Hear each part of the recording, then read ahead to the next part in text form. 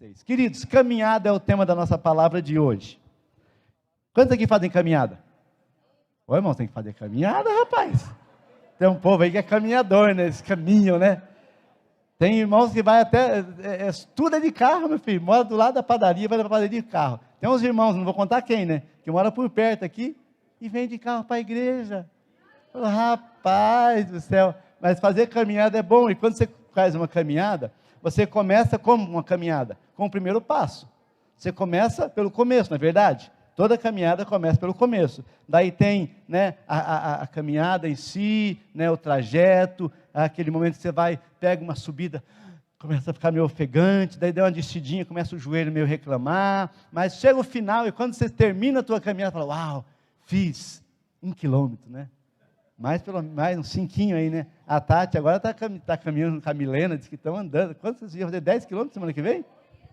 Correndo, 5 quilômetros, pelo amor. Pega ela agora, Kleber, pega, Nelson, né?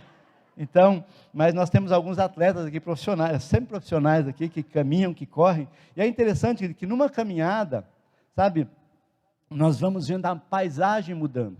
Você começa a caminhar e você vai vendo a paisagem mudando, você vai ver as cores mudando, você vai de repente, no momento que você está aqui, tem um monte de casa, daqui a pouco tem árvore, daqui a pouco tem um parque, daqui a pouco tem, enfim, há uma mudança, porque a caminhada, ela traz essa mudança. E o tema da palavra hoje é caminhada. E eu quero falar um pouquinho, porque amanhã, segunda-feira, nós completamos, como vocês já sabem, já viram tudo isso, 25 anos da nossa consagração ao Ministério Pastoral. Foi numa sexta-feira, dia 28 de novembro de 1997, que o pastor Alberto Toledo Aleva veio de Blumenau com uma equipe de pastores, tinha mais alguns pastores aqui, e nós fomos consagrados. Na época eu tinha 28 anos, a Anice tinha 26, a Lindsay, nossa pequena, tinha 6, e a Louise nem sonhava com ela ainda, né? Nós já tínhamos entregado nossa vida a Jesus, nós estávamos servindo a Jesus já, mas na consagração, nós entendemos que Deus estava nos chamando para algo maior, para uma vida assim, sabe, de entrega sacrificial, porque de certa forma, que eu vou dizer para você, não é para te assustar, mas pastorado é sacrificial.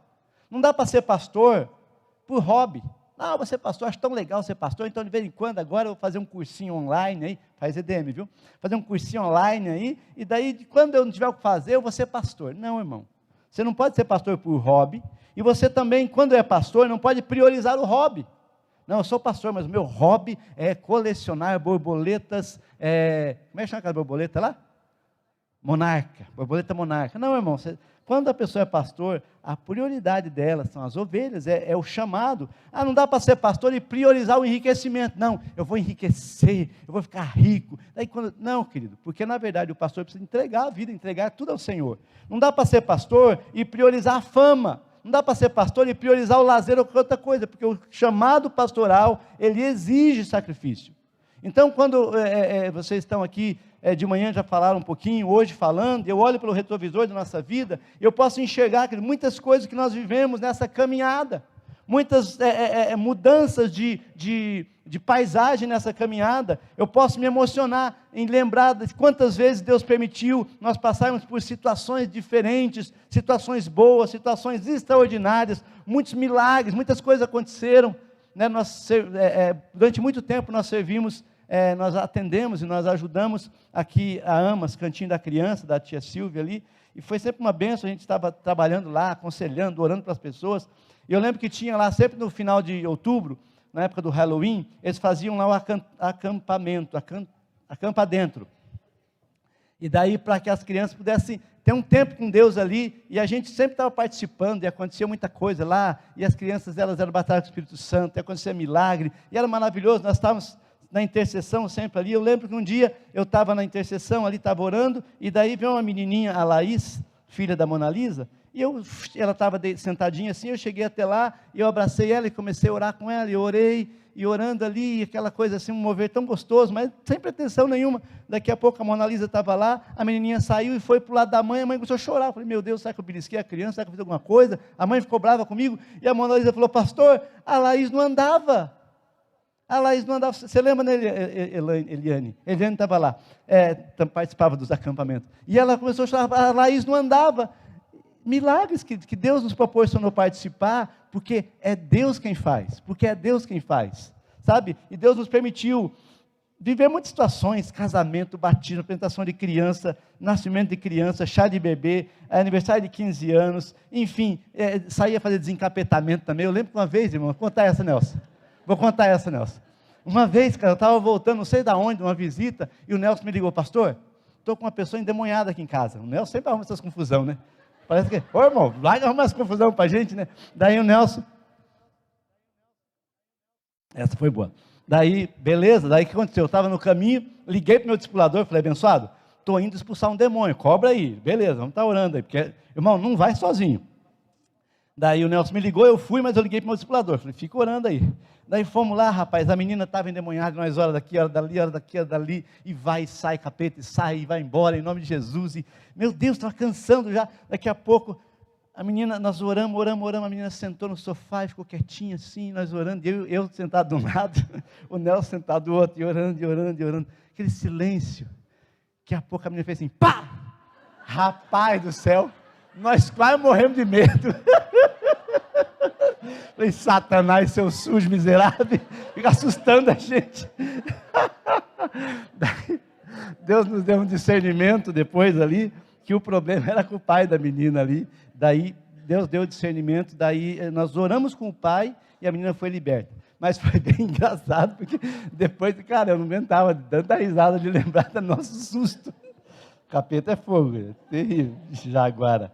Mas enfim, passamos por muitas situações de milagre, de coisa acontecendo, e em tudo isso nós vimos Deus, queridos.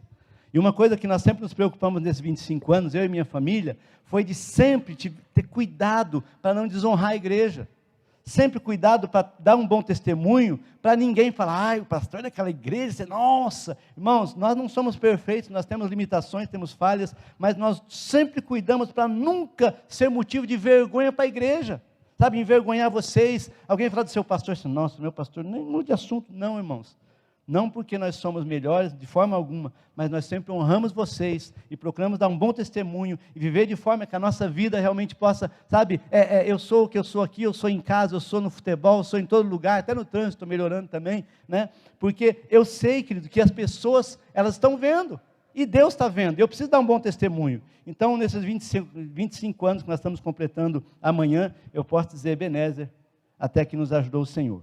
E o texto que eu quero ler para a gente falar hoje, um pouquinho da palavra, que senão o pastor nem leu a palavra, está lá em Apocalipse capítulo 22, versículo 13, onde, na Nova Almeida atualizada, está escrito o seguinte: eu sou o alfa e o ômega, o princípio e o último, o primeiro e o último, o princípio e o fim, só até o 13, né? Então é interessante que quando Jesus declara essa palavra, quando Jesus fala: eu sou o alfa e o ômega, eu sou o princípio e o fim, sabe, eu olho para esse texto e eu vejo algo poderoso. Quando Jesus declara isso, Ele está falando de algo poderoso, está revelando algo poderoso para nós. Por quê? Alfa é a primeira letra do alfabeto grego, o alfa é o A do alfabeto grego, e ômega é a última letra do alfabeto grego. Então, o que Jesus está dizendo aqui é o seguinte, que Ele é o início e Ele é o fim. Quando se escreve uma história, como é que se escreve uma história? Usando letras. Como é que se escreve uma história? Usando palavras. Como é que se escreve uma história? Usando frases. Para você ter letra, para você ter palavra, para você ter uma frase, você precisa de letras, sabe? E o que Jesus está dizendo aqui é o seguinte: eu sou o alfa, eu sou o ômega, ou seja, eu sou o primeiro e o último, eu sou a primeira letra e a última letra, eu sou o começo e o fim. Não tem como ter uma história, querido, sem o Senhor. Não tem como você construir uma história sem Deus. Não tem como você contar uma história ou escrever uma história sem usar letras. E o que nós estamos vendo aqui é que Jesus dizendo: eu sou a primeira letra e a última letra da tua história. A tua vida começa em Deus, a nossa vida começa em Deus, tudo que nós temos, que nós somos, começou em Deus. Sabe, Jesus está afirmando que Ele está presente em toda a sua história. O que Ele está afirmando é que Ele está presente em toda a sua vida. A sua história é feita de letras, de palavras, de frases, e Jesus é a primeira e a última letra, sabe, de tudo que você fez, faz e fará. Tudo começa em Jesus. Gênesis capítulo 1, versículo 26, nós podemos ler o seguinte: e disse Deus: façamos, pois, o homem a nossa imagem, conforme a nossa semelhança, tenha ele domínio sobre os peixes do mar, sobre as aves do céu, sobre os animais domésticos, e sobre toda a terra, e sobre todos os animais que rastejam sobre a terra. O que eu vejo aqui, querido, é Deus Pai, é Jesus o Filho, e o amado Espírito Santo, sabe, reunidos, projetando a sua história, a minha história, a nossa história.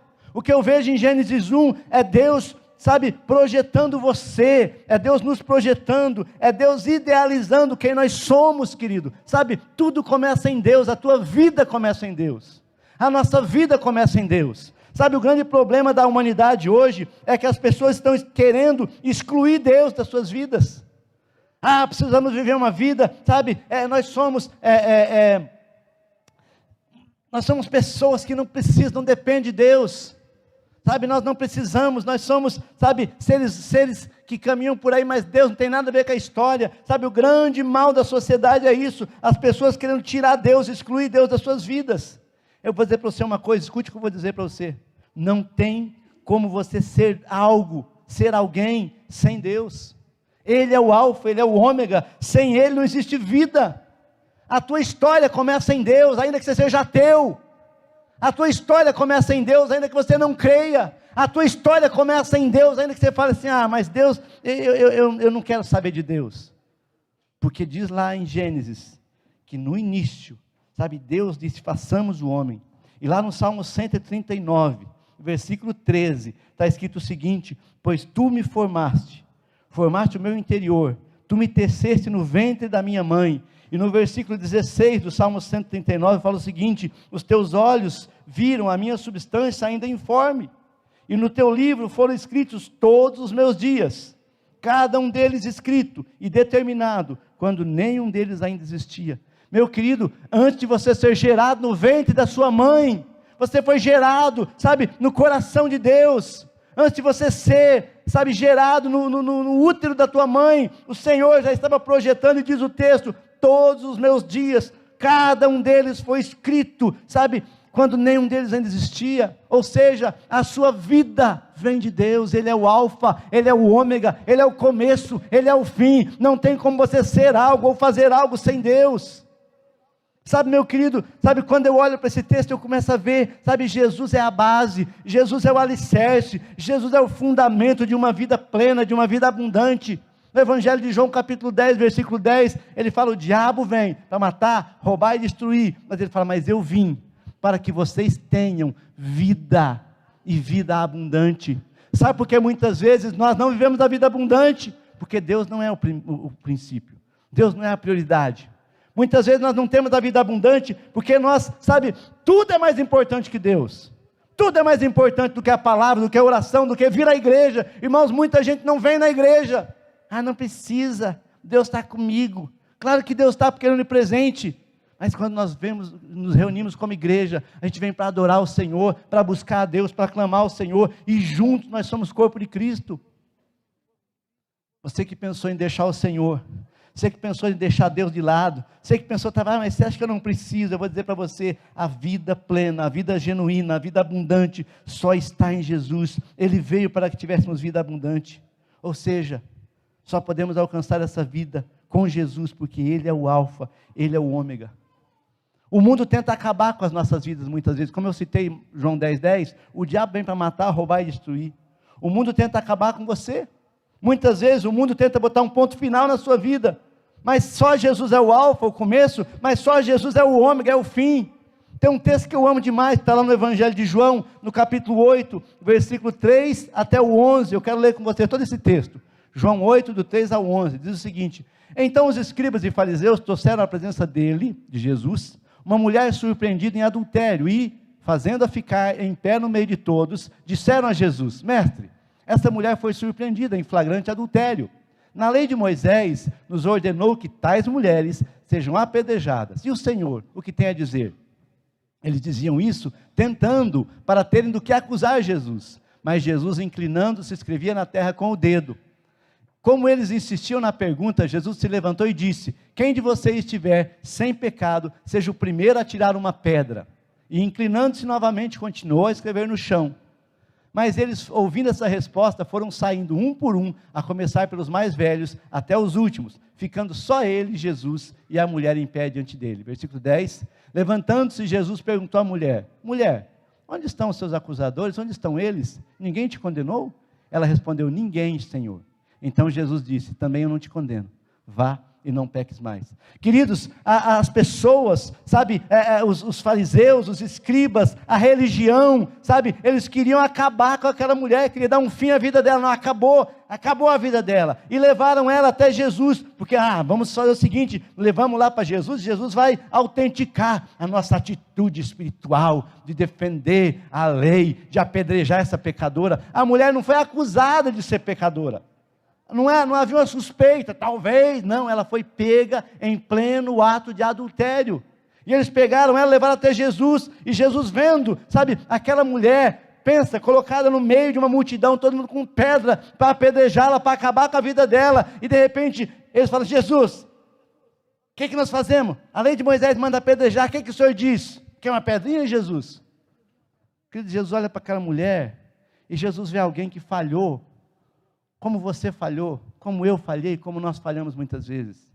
Jesus olha para aquela mulher e vê uma multidão de homens falhos, homens que tinham coisa escondida, homens que tinham lá os seus ocultos, homens que tinham lá, sabe, muitas vezes seus pecados escondidos, com a pedra para apedrejar, porque muitas vezes, querido, a pessoa que ela quer culpar alguém, ela quer ferir alguém, ela quer, sabe, atingir alguém, para se sentir desculpada, para se sentir, não, eu fiz a minha parte, sabe, e Jesus então olha para eles e fala o seguinte, quem não tem pecado, atira a primeira pedra, e Jesus começa a escrever no chão, há quem diga que Jesus estava escrevendo ali, talvez os pecados daquele povo, prostituição, pornografia nas madrugadas na internet, mentir, roubou, sabe, e aquelas pessoas foram vendo aquilo, e talvez,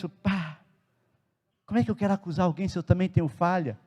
Sabe, quer dizer, aqueles homens, a Bíblia fala que dos mais velhos aos mais novos foram saindo, porque às vezes a pessoa mais velha, ela tem um pouco mais de consciência, os mais novos são mais empolgados, tipo eu assim, né, são mais empolgados, mas eles foram saindo, e foram se retirando, daqui a pouco Jesus levanta os olhos, está ele e aquela mulher, só eles dois, e Jesus fala, mulher, onde estão os teus acusadores? Onde está aquela galera, aquele povo que queria dizer, olha, essa pecadora? Ela falou, Senhor, foram todos embora, mas ninguém jogou uma pedrinha em você? Não, Senhor. Sabe, querido, porque quando nós estamos diante de Jesus, nós precisamos entender que Jesus é Salvador, Jesus é aquele que vem para salvar, para libertar, para curar, para restaurar, para dar vida e não para tirar a vida. Ele é o alfa e ele é o ômega, só ele pode realmente dizer, acabou, não tem mais, mas Jesus sempre te dá uma oportunidade, Jesus sempre te dá uma chance de começar uma nova história. Jesus é o alfa, ele é a primeira letra da nova história que ele tem para você, para a sua família, para a sua casa, para o seu casamento, para a sua vida financeira, enfim, para a sua vida emocional. Jesus é o alfa, ele é o primeiro.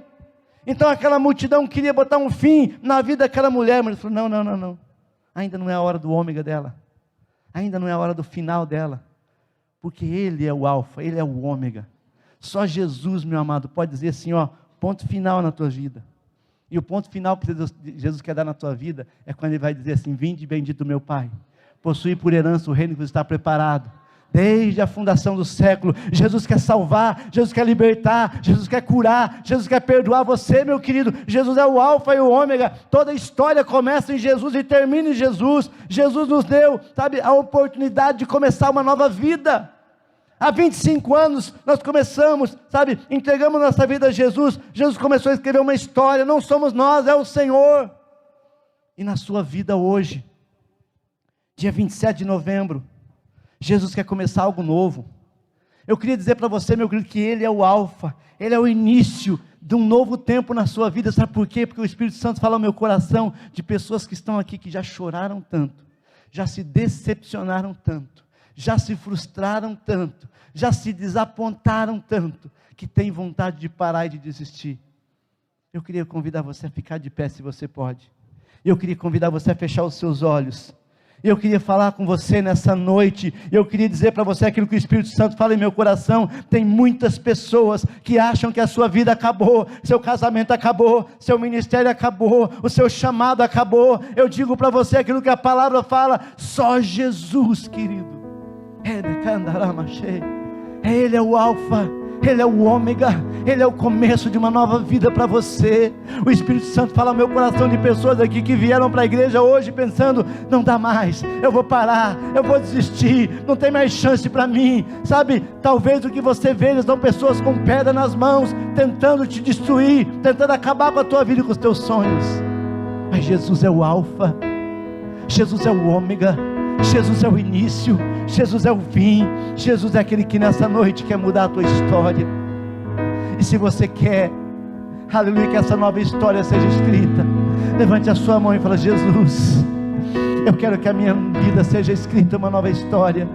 Um dia Jesus entrou na casa de um pecador chamado Zaqueu, e Zaqueu era um pecador, e Jesus entrou na casa dele, e as pessoas disseram: olha aí, você come com os cobradores de impostos, com os pecadores. Zaqueu falou: não, Senhor, eu me arrependo, eu quero começar uma nova vida, eu dou metade dos meus bens para os pobres, se eu defraudei alguém eu devolvo 4 vezes mais. Jesus fala: hoje eu começo a escrever uma nova história na vida de Zaqueu. Hoje Deus começa uma nova história na tua vida, minha irmã. Deus está falando com você, minha irmã. Deus começa uma nova história. Não desista dos seus sonhos. Sai do teu lugar e vem aqui para frente. Intercessores, venham, porque hoje Deus começa a escrever uma nova história. A tua vida antiga, o escrito de dívida que era com você, diz lá em Colossenses 2, 13 e 14, o escrito de dívida, a cédula que nos condenava, Ele cravou na cruz, e Ele nos deu uma nova vida. Hoje Deus quer começar algo novo na tua vida. Sai do teu lugar e vem aqui à frente. Hoje Deus está apagando os seus pecados. Hoje Deus está apagando a sua velha história. Hoje Deus está mudando a sua história. Deus está dizendo: olha, eu sou o alfa, eu sou o ômega, eu sou o princípio, eu sou o fim. Eu quero fazer algo novo na sua vida, no seu casamento, na sua vida. Eu quero fazer algo na sua vida espiritual. Deus quer fazer algo novo, e hoje é o dia. Eu creio, querido, que essa é uma oportunidade maravilhosa que Deus está dando para você. Você pensou em desistir, você pensou em parar, você está cansado. É porque é o final do ano. Não,